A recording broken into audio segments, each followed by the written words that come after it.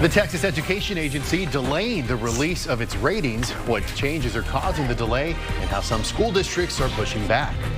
Rain chances looking better and better as we get into the end of the week. A look at the numbers in your first morning forecast. And why House Speaker Kevin McCarthy wants to open an impeachment inquiry into President Biden.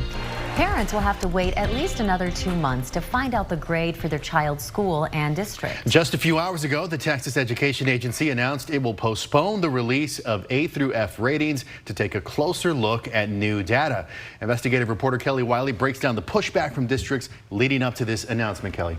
Well, these ratings in specific are a big deal because it's the first time in 5 years the agency has attempted to change how they calculate the way schools get their A through F grades. One of the many changes would make it so districts need a higher graduation rate and rates of students considered college, career, and military ready to get an A. The new grades would also factor in things like student performance from the 2021-22 school year. Today, TEA is saying now they are worried about using data from that school year in particular because it was during the thick of the pandemic. And Kelly, we know there's also districts that have been pushing back on these changes for a while now. Absolutely. More than 200 school districts wrote in a letter that they wanted them to delay using these metrics. We've heard lawmakers say that they wanted them to delay these metrics. There's actually an ongoing lawsuit with several school districts in our area, Central Texas, including Del Valle, Pflugerville ISD, who are suing the education commissioner, saying legally they should have had more notice before these new metrics were applied. We spoke to the attorney who's representing these districts who responded to this decision today. This is a question of fundamental fairness. That's all it is. All the school districts are attempting to do. Again, they're not attempting to create legislation. They're not attempting to change regulations. They're simply trying to have the most fair approach to being scored, to being ranked or graded, just like anyone else would want. There is a law, and we believe that law entitles school districts to fair notice, and they simply want that notice. And that's all that we're asking for in this lawsuit. And keep in mind, students also took a different version of the STAR test, and that would also be factored into these ratings. Kelly, thank you so much for that reporting. Going in depth on this, the TEA does not provide oversight for private schools here in Texas. That's the Texas Private School Accreditation Commission. But the agency works with that commission, along with the International Association for Learner-Driven Schools, to make sure that students can easily transfer from non-public to public schools. And accountability between public and private schools was part of our conversation today on KXAN's State of Education. It aired at 4 p.m. Kelly and Arnabil Ramadna covered important topics that impact parents and students across the state, like school choice, school safety, and school funding. If you missed it, you can watch the full show right now on KXAN.com. Well, the clock is ticking on suspended Attorney General Ken Paxton's impeachment trial, and most of today was taken up by one witness. Brandon Kamick took the stand today, a lawyer Paxton hired to help Nate Paul. That's an Austin real estate investor in town who was under federal investigation. Our Capitol correspondent Monica Madden is joining us live tonight. Monica, break down some of the highlights that happened today. Well, first I want to backtrack a little bit to give our viewers some context. If anyone was watching the trial last week, we heard from whistleblowers talk about this Kamick man plenty of times. His name came up a lot during last week because whistleblowers refused to hire Kamick, even though Paxton asked numerous times to sign the contract to approve him as outside counsel to investigate claims of Nate Paul's that there was a widespread conspiracy of federal authorities against him, and these whistleblowers did not think that Paul's theory was valid. Now, Kamick has described himself as someone who was thrilled to take this job and work as special counsel in the Attorney General's office, and therefore he didn't really question much of what he was being asked to do, especially as a younger lawyer. Kamick says this all blew up when he started issuing grand jury subpoenas for people that Paul wanted information on, and at that point, Kamick says Paxton still hadn't given him an official contract or credentials for the job. At this point, I've gotten a cease and desist letter. I've gotten basically the rug pulled out from under me. Like, I'm going and working, everything is okay, I'm getting affirmation that everything is good, and then all of a sudden I've got cease and desist letters, U.S. Marshal showing up at my office, and I'm trying to figure out how did we go from that to this.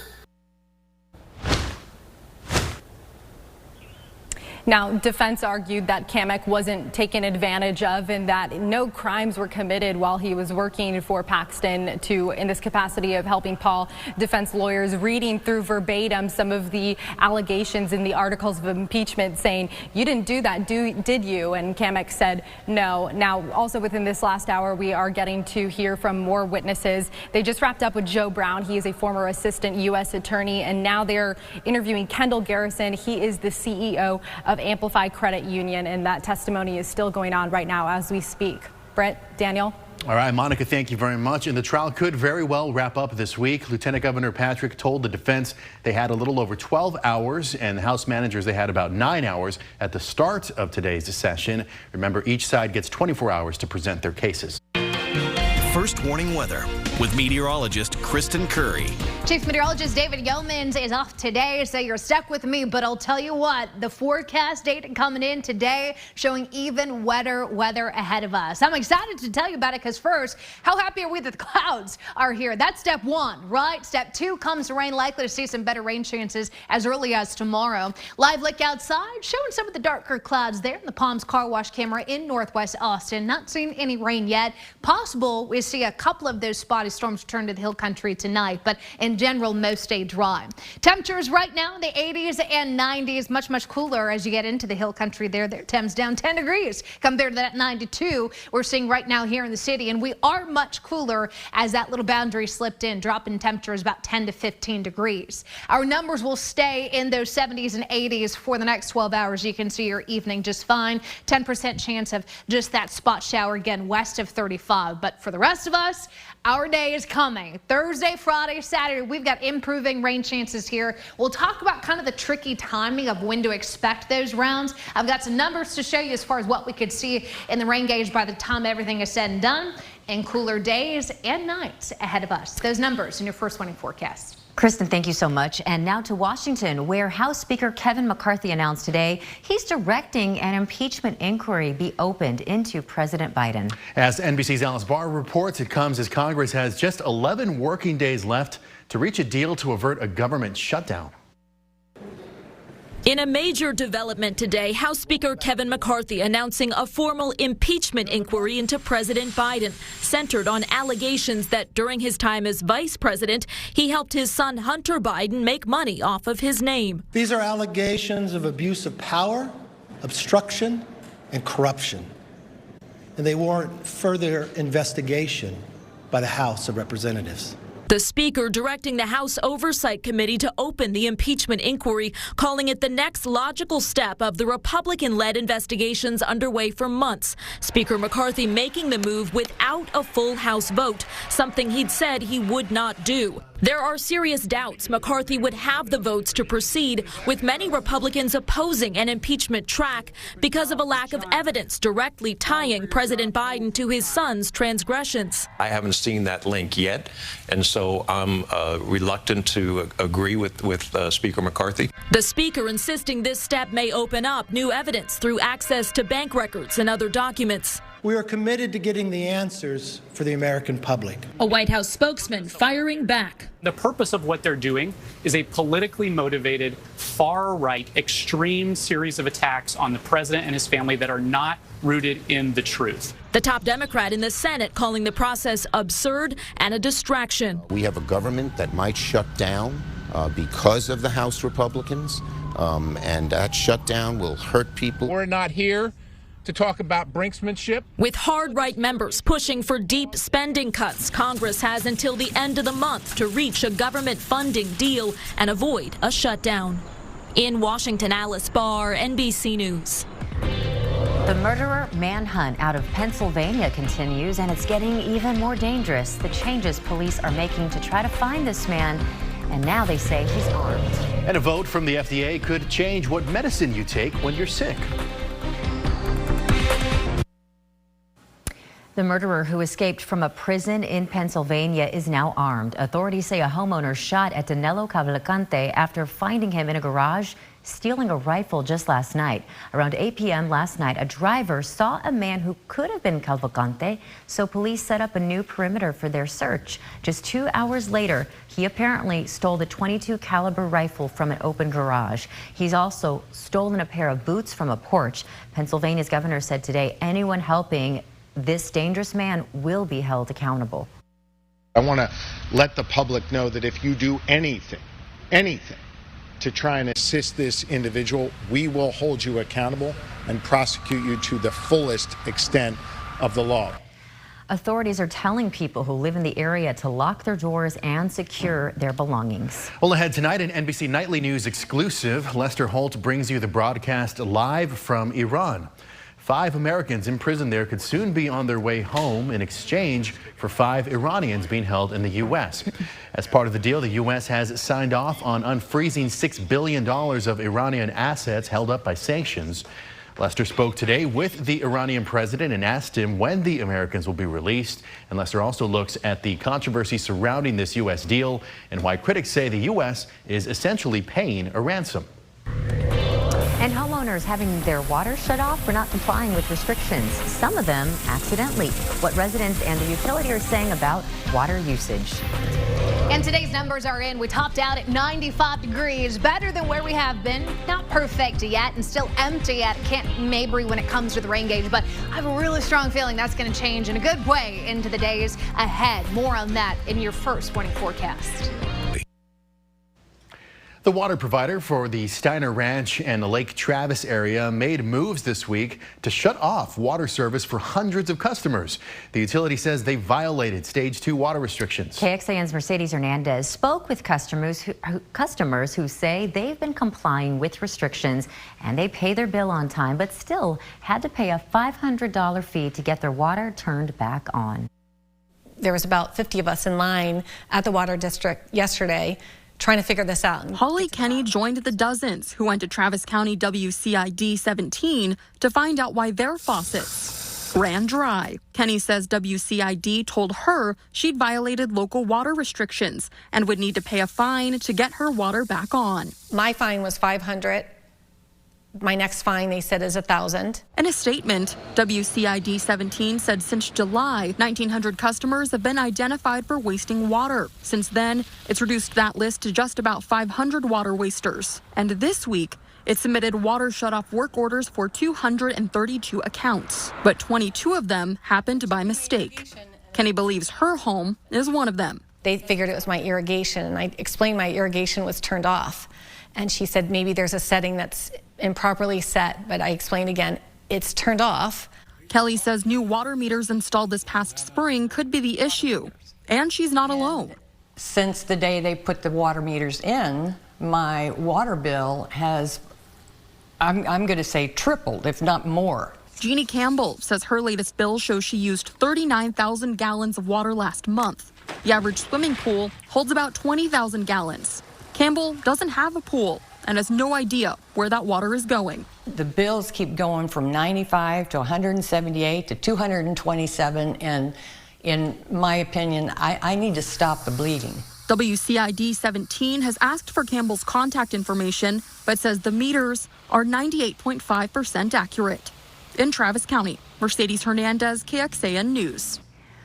Well, WCID 17 says it's apologized and issued credit to those 22 customers that had their water shut off despite being in compliance with water restrictions. Now, smart meters is something KXAN Investigates looked into. In 2020, Austin Water began a 5-year project to replace all 250,000 analog water meters in the city with new digital meters that measure and transmit water usage wirelessly. KXAN investigators talked to homeowners, though, who said the meters, the new ones, show their usage going up despite there being no leaks on their properties or their habits changing. But Austin Water didn't provide us any records on how many customers have complained about those new readers. You can find out why by watching Mike Rush's investigation under this story at KXAN.com. And just a reminder, according to the Public Utility Commission of Texas, prior to disconnecting water or sewer service, the utility company must give a written notice 10 days before that disconnection expiration date, unless a shorter time is authorized by the commission. Now, we looked into this story with WCID 17 thanks to your viewer tips. If you have something that you would like us to look into, just scan this code with your phone's camera. It's going to take you to our website, or you can just send us an email to reportit@kxan.com. Well, one thing is for certain, our quality of life vastly improves with temperatures in the 90s. Oh, for sure. Who would have thought this would be such a nice reprieve? And if there's a silver lining to any of this, at least it makes you appreciate the water when it comes, right? When you go 100%. so long without it. Let me show you what we're tracking this evening. Clouds and radar showing quite a bit of cloud cover and even a little bit of rain up there in West Texas, South Plains, portions of the big country. There's a chance, kind of like last night, we get a little bit of that here at home. But right now it's just a cloudy sky